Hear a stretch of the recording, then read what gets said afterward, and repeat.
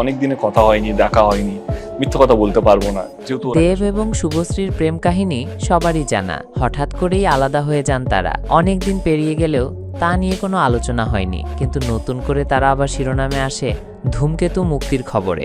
এটিই ছিল এই দুজনের একসঙ্গে অভিনীত শেষ ছবি।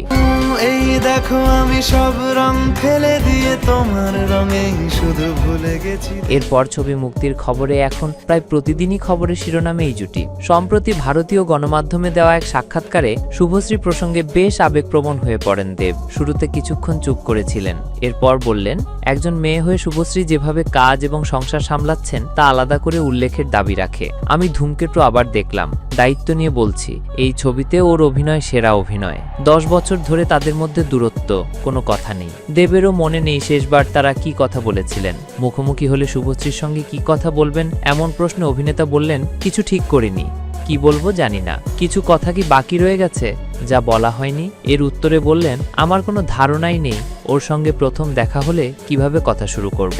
আগামী 14 অগস্ট প্রেক্ষাগৃহে মুক্তি পাবে কৌশিক গঙ্গোপাধ্যায় পরিচালিত ছবি ধূমকেতু। 9 বছর পর আবারও পর্দায় দেব শুভশ্রী জুটি। বাড়তি উত্তেজনা দর্শক মহলে। ইতিমধ্যে ছবির প্রথম গান নিয়ে আলোচনা তৈরি হয়েছে। শুরু হয়েছে জোর কদমে প্রচার।